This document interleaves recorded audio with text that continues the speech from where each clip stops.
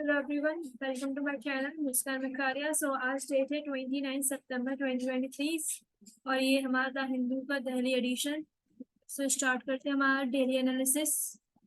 सो हमारे पहला आर्टिकल है जो पहले पेज में है। Architect of India green revolution departs. M S Swaminathan, जिनको architecture of India green revolution, father of green revolution माना जाता है, उनका रिसेंटली डेथ हो गई है। तो इसमें उनकी उनके बारे में ही बताया गया है कि जब 1960s में बैक टू बैक ड्रॉट आ रहे थे, तब एक पॉलिटिकल लीडरशिप के साथ साथ साइंटिफिक फ्रेटर्निटी के साथ इन्होंने एक सॉल्यूशन बताया था। वो सॉल्यूशन था high yielding varieties of wheat and rice. इससे क्या हुआ, जो हमारे बैक टू बैक ड्रॉट आ रहे थे उससे हमारी प्रॉब्लम खाने की कम हो गई। इन्होंने दो एग्रीकल्चर मिनिस्टर जो कि सी सुब्रमण्यम और जगजीवन राम के साथ काम किया, और इसमें ये बोला कि इन्होंने व्हीट एंड राइस की एडेप्टेशन केमिकल बायोलॉजिकल टेक्नोलॉजी के साथ इन्होंने नई वेराइटीज खोज की। और इनकी एक डॉटर, इनकी तीन डॉटर्स हैं, उनके साथ एक सौम्या स्वामीनाथन इनकी डॉटर है, बेटी, जो कि फॉर्मर चीफ साइंटिस्ट भी रह चुके हैं वर्ल्ड हेल्थ ऑर्गेनाइजेशन। तो ये आर्टिकल इम्पोर्टेंट है एम एस स्वामीनाथन, क्योंकि इनका कंट्रीब्यूशन इंडियन एग्रीकल्चर में बहुत ज्यादा रहा है। तो प्रेजेंस पॉइंट ऑफ व्यू से पूछा जा सकता है, इनकी कंट्रीब्यूशन GS3 में इंडियन एग्रीकल्चर में पूछा जा सकता है कि क्या क्या कंट्रीब्यूशन की है। सो हम बढ़ते हैं नेक्स्ट आर्टिकल की ओर। सर ये article A Dictionary to Prevent a Language from Vanishing। Recently एक टोटो शब्द संग्रहालय का कंपाइलेशन किया गया है टोटो लैंग्वेज को रिवाइव करने के लिए। एक लैंग्वेज है जिसका एक्सटेंशन हो रहा था क्योंकि इसको लोग नहीं बोल पा रहे थे, तो जिसको मात्र अराउंड 1600 पीपल बोल रहे थे in the area of West Bengal bordering Bihar Bhutan के रीजन के साथ साथ। यहाँ सिर्फ मात्र 1600 लोग ही इस लैंग्वेज को बोल रहे थे।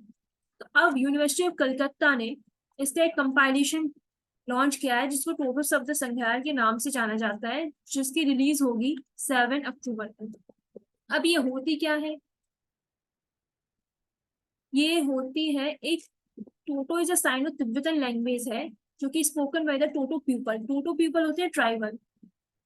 और ये लिखी किस में जाती है, ये लिखी जाती है बंगाली स्क्रिप्ट। पहले इसका एक और इसकी कंपाइलेशन करने का श्रेय धनीराम टोटो को दिया जा रहा था, जिन्होंने एक स्क्रिप्ट डेवलप की थी 2015 में, लेकिन वो ज्यादा फ्रूटफुल साबित नहीं हो पाए, इसलिए टोटो शब्द संग्रहालय हम इन लोगों को बनाना पड़ा, यूनिवर्सिटी ऑफ कलकत्ता को।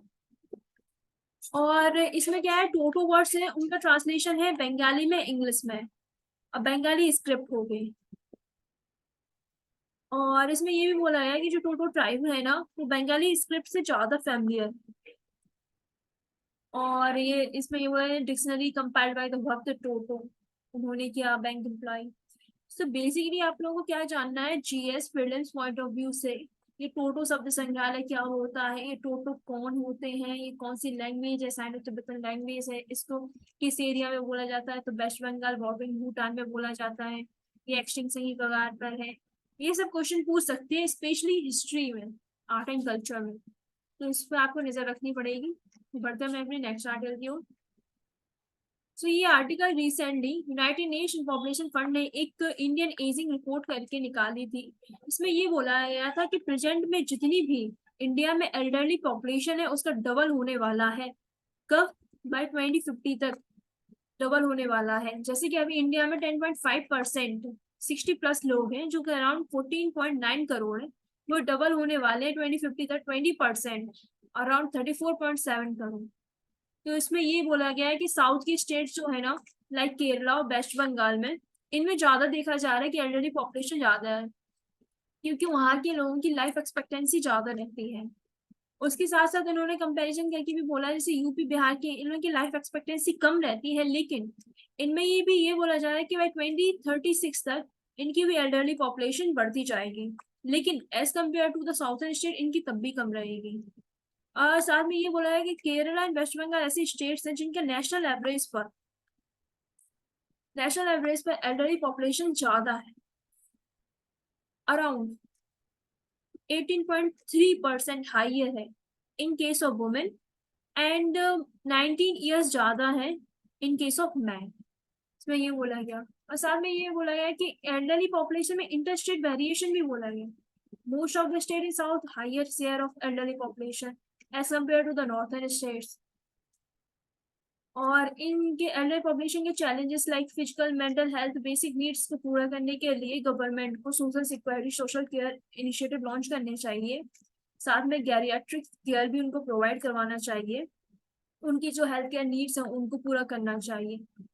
वैसे तो गवर्नमेंट के इनिशिएटिव लॉन्च हो ही गए हैं, जैसे कि national policy on older person 1999 में गवर्नमेंट ऑफ इंडिया ने लॉन्च की थी। साथ में एक एक्ट भी बनाया, maintenance and welfare of parents and senior citizen act 2007। इसमें गवर्नमेंट ने एल्डरली पॉपुलेशन की लिए इनिशिएटिव लॉन्च किए गए हैं, लेकिन ये फ्रूटफुल साबित क्यों नहीं हो पा रहा है? क्योंकि जो एल्डरली पॉपुलेशन है वो अनअवेयर है, वो अपने इंसेंटिव जो दिए जा रहे हैं उनको पता ही नहीं कर पा रही है, लैक ऑफ अवेयरनेस है।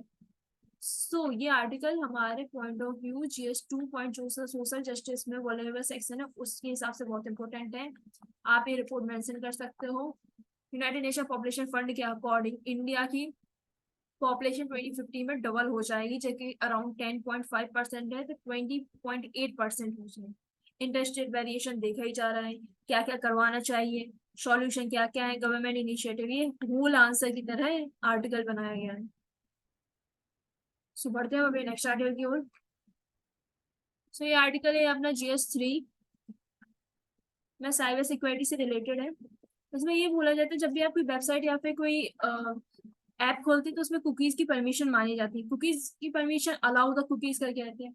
ये क्या करते हैं, हमारे वेबसाइट के एक्सपीरियंस को अच्छा बनाते हैं, फास्ट एंड ट्रैक। लेकिन इसमें ये बोले जा रहा है कि हमारे डिजिटल प्राइवेसी सिक्योरिटी प्राइवेसी को भी हार्म करने के मकसद से भी हो सकते हैं, लाइक हमारी पर्सनल इंफॉर्मेशन को चुरा लेना। इसमें यही बोला गया, आगे गवर्नमेंट के इनिशिएटिव लॉन्च किया है digital personal data protection bill 2023 में। इसमें गवर्नमेंट ऑफ इंडिया ने साफ साफ तौर पर कहा गया है कि अगर कुकीज के थ्रू कोई डाटा कोई वेबसाइट या ऐप किसी थर्ड पार्टी को देता है तो उसको पर्सनल डाटा की इंफॉर्मेशन शेयर करने के लिए यूजर की परमिशन लेनी ही पड़ेगी। ये गवर्नमेंट ने साफ साफ digital personal data protection act में मेंशन किया है। सो बस ये यही पे बोल रहा है कि ऑनलाइन एक्सपीरियंस को बढ़ाता है, लेकिन प्राइवेसी सिक्योरिटी चैलेंजेस भी हैं और यूजर्स एक्सपीरियंस भी रहते हैं। सो GS3 पॉइंट ऑफ व्यू से आर्टिकल इंपॉर्टेंट है, 4 पॉइंट में आप लिख सकते हो। सो बढ़ते हैं अपने नेक्स्ट आर्टिकल की ओर। सो ये आर्टिकल है फाइव आइज अलायंस के ऊपर। प्रिलिम्स पॉइंट ऑफ व्यू से ये न्यूज इंपॉर्टेंट है। फाइव आइज अलायंस में कौन कौन से है? US है, UK है, कनाडा है, ऑस्ट्रेलिया, न्यूजीलैंड, ये 5 कंट्रीज हैं। ये क्या करती है, आपस में इंटेलिजेंस शेयर करती हैं, सीक्रेट शेयर करती हैं। और उसका कलेक्टिव डाटाबेस का नाम क्या रखा गया है? स्टोन गोस्ट करके रखा गया है। साथ में उन्होंने five eyes intelligence review council भी बनाई थी, जो कि नॉन पॉलिटिकल इंटेलिजेंस ओवरसाइट रहेगी, जो कि नॉन फाइव आइज कंट्रीज के साथ मिलकर कॉपरेशन करेंगी, शेयरिंग बेस्ट प्रैक्टिसेस करेंगी, म्यूचुअल इंटरेस्ट शेयर करेंगी, ये सब बोला है इसमें। लेकिन ऐसा भी माना जा रहा है कि five eyes alliance western led है, जो कि privacy and security operation method intelligence agents alliance जो यूज कर रहा है वो वायलेशन है security and privacy of other stakeholders का।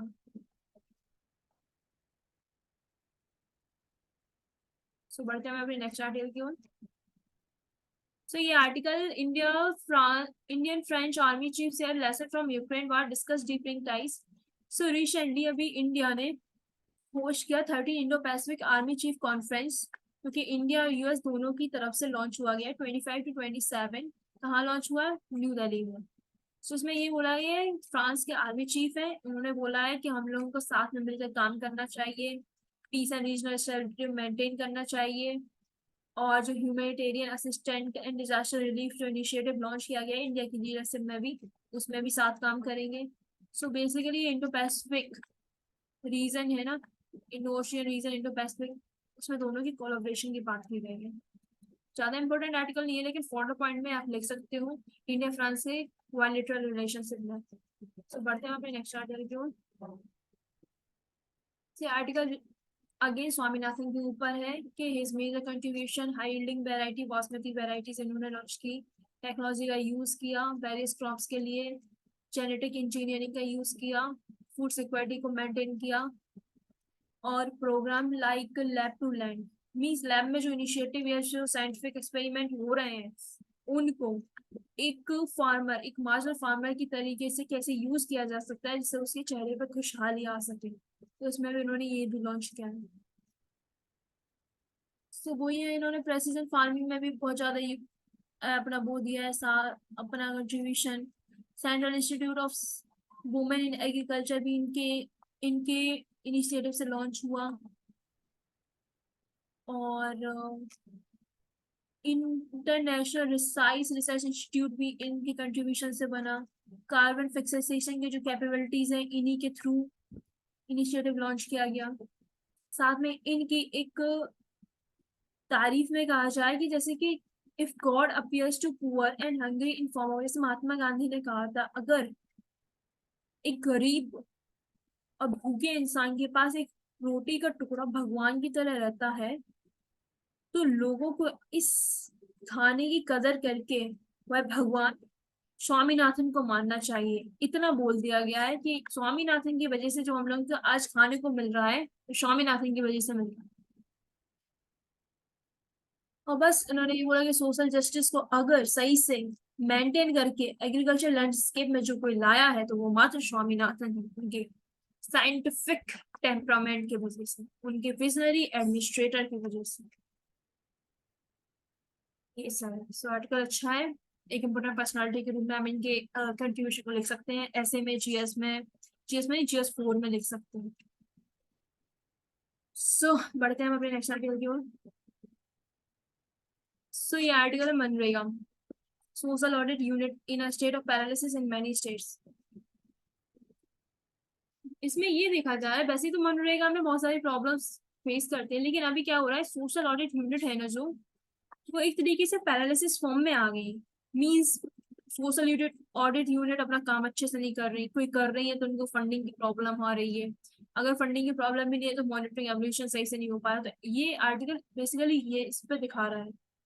आपको पता है कि सोशल ऑडिट का जो फंडिंग मैकेनिज्म होता है वो सेंट्रल गवर्नमेंट की तरफ से होता है ताकि स्टेट गवर्नमेंट अच्छे से काम कर सके। तो बस इसमें ये सेक्शन 17 में सोशल ऑडिट यूनिट के बारे में बोला गया। और इस आदमी बोला कि एडुकेट पर्सनल नहीं है अवेलेबल सोशल ऑडिट यूनिट्स में, ट्रेनिंग नहीं दी जा रही है, माल प्रैक्टिसेस हो रही है, मनी ट्रांसफर नहीं हो पा रहा, फंडिंग नहीं हो पा रही है।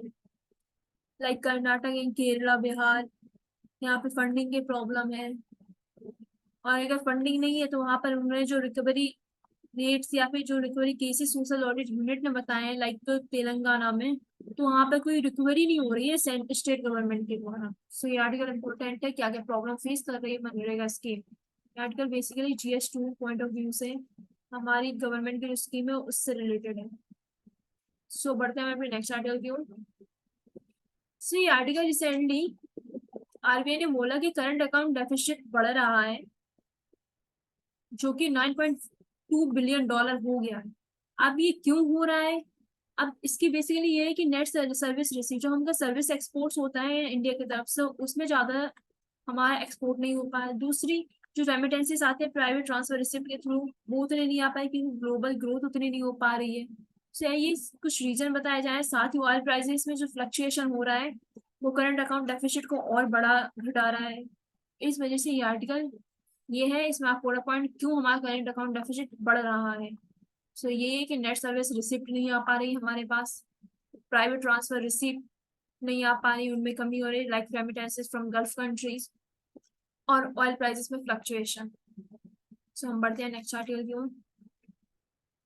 सो ये आर्टिकल लास्ट आर्टिकल है हमारा जिसमें रशिया ने ये बोला है कि रशिया स्पेंड करेगा बाई 2024 में 70% ऑफ इट्स डिफेंस स्पेंडिंग। मतलब जितना अभी डिफेंस स्पेंडिंग हो रही है उसको 70% और बढ़ाकर 2024 में किया जाएगा, जिसमें आर्म्स मैन्युफैक्चरिंग में पम्प्ड मैसिव फंड्स होंगे। उसमें ये भी बोला है कि अराउंड 6% GDP तो हमारे डिफेंस ही में चले जाएगा, हमारे नहीं रशिया की डिफेंस में चला जाएगा, जो कि लगभग 3 टाइम्स है सोशल सेक्टर की स्पेंडिंग में। लाइक एजुकेशन में, इन्वायरमेंट में, और इन्वायरमेंट में, एजुकेशन में, हेल्थ केयर में।